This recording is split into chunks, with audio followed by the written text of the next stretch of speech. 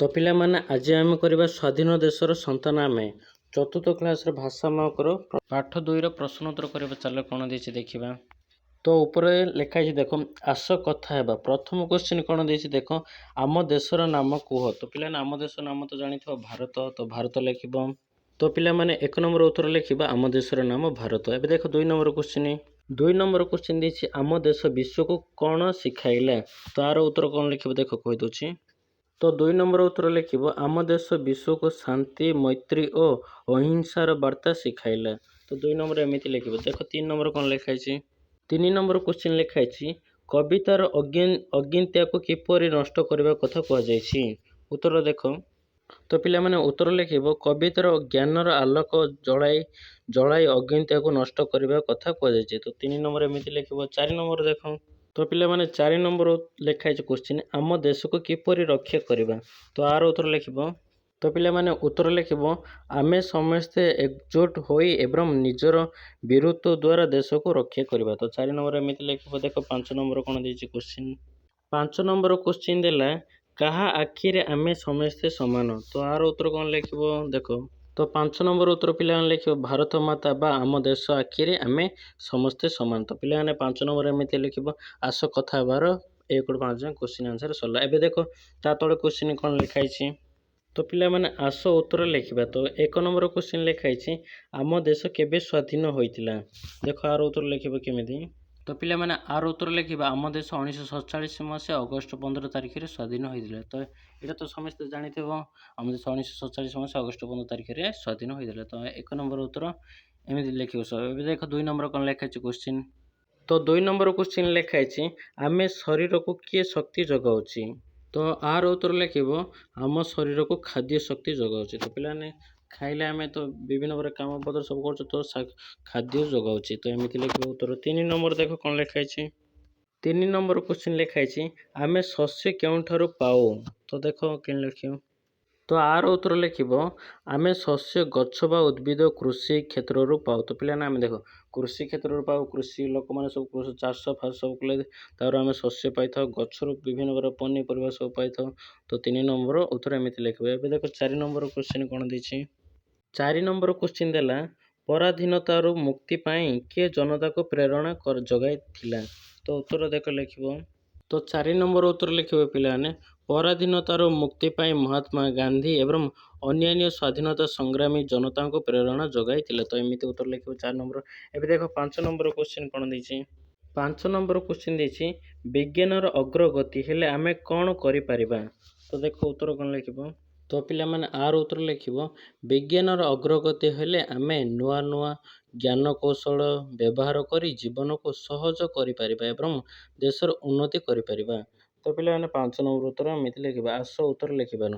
ଏବେ ଦେଖ ନେକ୍ସଟ ପେଜରେ କ୍ୱେଶ୍ଚିନ୍ କ'ଣ ଦେଇଛି। ପେଜ ନମ୍ବର 11 କାଢ଼ ପିଲାମାନେ। ଭାଷାର କଥା ପଢ଼, ବୁଝ, ଲେଖ। ତ ପ୍ରତ୍ୟେକ ପ୍ରଶ୍ନର ସମ୍ଭାବ୍ୟ ଉତ୍ତର ମଧ୍ୟରୁ ଠିକ୍ ଉତ୍ତରଟି ବାଛି ପାର୍ଶ୍ୱସ୍ଥ କୋଠରୀରେ ଲେଖ। ତ ପିଲାମାନେ ଦେଖ 1 ନମ୍ବର କ୍ୱେଶ୍ଚିନ୍ ଦେଇଛି, ତାର ଅପସନ୍ ଦେଇଛି 4ଟା ଦେଇଛି। ସେ ଘରରେ ଗୋଟେ ଦେଇଛି, ସେ ଘରର ଉତ୍ତର ଲେଖିବ। ଦେଖ ପ୍ରଶ୍ନ କ'ଣ ଦେଇଛି। ପ୍ରଥମ, ଆମେ କେଉଁଠି ଖେଳୁ ବୁଲି ବଢ଼ିଛୁ। ତ ଦେଇଛି କାନନରେ, ନଦୀରେ, ତାପରେ ଜନ୍ମଭୂଇଁରେ, କଳରେ, ତାପରେ ଚୌଦିଗରେ। ତ ଏଇଟା ଉତ୍ତର ହେବ ପିଲାମାନେ ଜନ୍ମ ଭୂଇଁ କଳରେ। ତ ଆର ଉତ୍ତର ସେଇଟା ହେବ, ସେଇଟା ତ ଲେଖିବ। ତ 2 ନମ୍ବର କ୍ୱେଶ୍ଚିନ୍ କ'ଣ ଦେଇଛି ଦେଖ, ସତ୍ୟର ଜୟ କଥା କିଏ ଶିଖାଇଲା। ତ ଏହାର ଉତ୍ତର ହେବ ଦେଖ, ଉଦାହରଣ ଦେଇଛି କ'ଣ, ଜବାହରଲାଲ ନେହେରୁ, ମହାତ୍ମା ଗାନ୍ଧୀ, ବାଲ ଗଙ୍ଗାଧର ତିଲକ, ସର୍ଦ୍ଦାର ବଲ୍ଲଭ ଭାଇ ପଟେଲ। ତ ଆର ଉତ୍ତର ହେବ ଖ ନମ୍ବରଟା, ମହାତ୍ମା ଗାନ୍ଧୀ। ତ ସେ ବାକ୍ସରେ ମହାତ୍ମା ଗାନ୍ଧୀ ଲେଖିବ। ଏବେ ଦେଖ 3 ନମ୍ବର କ୍ୱେଶ୍ଚିନ୍ କ'ଣ ଦେଇଛି। ତ ପିଲାମାନେ 3 ନମ୍ବର କ୍ୱେଶ୍ଚିନ୍ ଦେଇଛି, ନବ ଭାରତର ସେବକ ସାଜି ଆମେ କ'ଣ କରିବା। ତ ଆର ବି ଅପସନ୍ 4ଟା ଦେଇଛି। କ'ଣ କ'ଣ ଦେଖ, ଭେଦାଭେଦ ଭାବ ଦୂର କରିବା, ନା ଖେଳି ବୁଲି ବଡ଼ ହେବା, ନା ଶରୀରର ଶକ୍ତି ସଞ୍ଚୟ କରିବା, ନା ବୃଦ୍ଧି ବଢ଼ାଇବା। ତ ପିଲାମାନେ ଆର 3 ନମ୍ବର କଟା ହେବ ଉତ୍ତର। କ'ଣ, ଭେଦଭାବ ଦୂର କରିବା। ତ ସେଇଟା ହେବ 3 ନମ୍ବର କର ଉତ୍ତର। ତ 4 ନମ୍ବର କ୍ୱେଶ୍ଚିନ୍ କ'ଣ ଦେଇଛି ଦେଖ, ଆମେ ଜଡ଼ତା ତେଜି କ'ଣ କରିବା। ଆର ବି ଦେଇଛି, ମୁକ୍ତିର କଥା ଶୁଣାଇବା, ନା ଯୁଦ୍ଧ କରିବା, ନା ଶିକ୍ଷା କ୍ଷେତ୍ରରେ ଆଗେଇବା, ନା ଦେଶ ପାଇଁ କାମ କରିବା। ତ ଆର ଉତ୍ତର ହେବ ଗ ନମ୍ବରଟା, ଶିକ୍ଷା କ୍ଷେତ୍ରରେ ଆଗେଇବା। ତ ସେ ବକ୍ସରେ 4 ନମ୍ବର ଶିକ୍ଷା କ୍ଷେତ୍ରରେ ଆଗେଇବା ସେଇଟା ଠିକ୍ ମାରିବ ବା ଲେଖିବ ସେ ବକ୍ସରେ। ଏବେ ଦେଖ ନେକ୍ସଟ ପେଜରେ କ'ଣ ଦେଇଛି। ତ ତ ଉପରେ ହେଡ଼ିଂ ଲେଖାଯାଇଛି କବିତାରୁ ଖୋଜି ଲେଖ। ତ ଦେଖ ଯେପରି ଜଳ ଫଳ ଦେଇଦେଇଛି ସେହିପରି ପ୍ରାଣୀ। ତ ପିଲାମାନେ ପ୍ରାଣୀର ହେବ ବାଣୀ। ତାପରେ ଏଇଟା ଦେଇଛି ହେଜି ଦେଇଛି, ହେଜିର ହେବ ତେଜି ହେବ। ତାପରେ ଏଇଟା ଜଣେ ଦେଇଛି, ଜଣେର ହେବ ରଣେ। ତାପରେ ଶିଳ୍ପରାଜି ଦେଇଛି, ଶିଳ୍ପରାଜିର ହେବ ସେବକ ସାଜି ହେବ। ତାପରେ ଏଇଟା ବାରେ ଦେଇଛି, ଏଇଟା ହେବ ରକତ ଧାରେ ହେବ। ତ ପିଲାମାନେ ଏମିତି 1 ନମ୍ବର ଗୋଟେ ଗୋଟେ କରି ଲେଖିବୁ।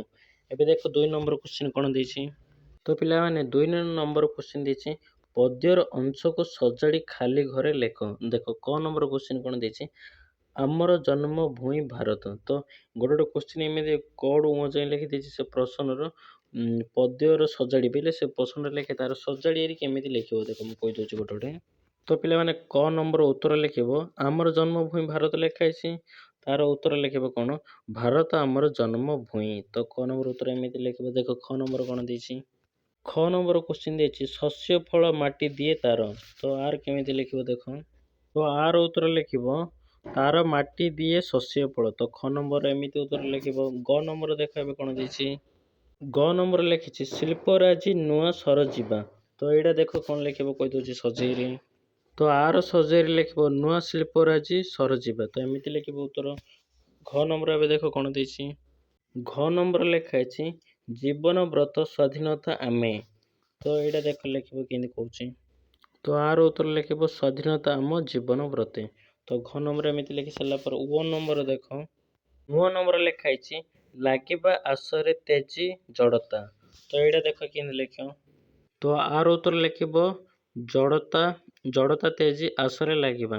ତ ଏମିତି ଓ ନମ୍ବର ଲେଖିବ। 2 ନମ୍ବରଟା ସରିଲା। ଏବେ ଦେଖ ନେକ୍ସଟ 3 ନମ୍ବର କ'ଣ ଦେଇଛି। ତ 3 ନମ୍ବର କ୍ୱେଶ୍ଚିନ୍ ଲେଖାଇଛି ନିର୍ମ ଶବ୍ଦ ଗୁଡ଼ିକର ବିପରୀତ ବୋଧକ ଶବ୍ଦ ଗୁଡ଼ିକୁ ଖାଲି ଘରେ ଲେଖ। ତ ସ୍ୱାଧୀନ, ଜନମ, ଆଲୋକ, ଅଜ୍ଞ ଓ ନଦ ଦେଇଛି। ତ ଆର ଚାଲ ବିପରୀତ ବୋଧକ ଶବ୍ଦ ଗୁଡ଼ିକ ଲେଖିବା।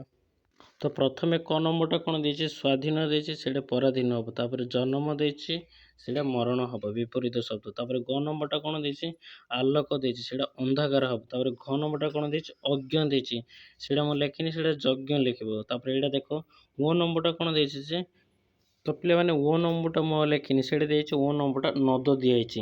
ତ ତାର ହେବ ନଦୀ ହେବ। ତ ପିଲାମାନେ ଏବେ ଦେଖ ନେକ୍ସଟ ପେଜରେ କ'ଣ ଲେଖା ହେଇଛି। ତ ପିଲାମାନେ ନେକ୍ସଟ ପେଜରେ ଦେଖ ତୁମ ପାଇଁ କାମ ନିର୍ମ ଚିତ୍ରକୁ ଦେଖି 2 ଧାଡ଼ି କବିତା ଲେଖ। ତ ପିଲାମାନେ ଦେଖ ଏଇଟା ଗୋଟେ ଗଛ ଲଗାଉଛି, ଗଛ ଲଗେଇ ପାଇଁ କ'ଣ କରୁଛନ୍ତି ଯେ ପାଣି ଦେଉଛି। ଏ ବିଷୟରେ ଗୋଟେ ଛୋଟ ଘର ଅଛି, ତାପରେ ଗଛ ପଡ଼ିଆ ଅଛି, ଝରଣା ପଡ଼ିଆ ଅଛି। ତ ଚାଲ ଆର 2 ଧାଡ଼ି ବିଷୟରେ ଲେଖିବା ଚିତ୍ର ବିଷୟରେ।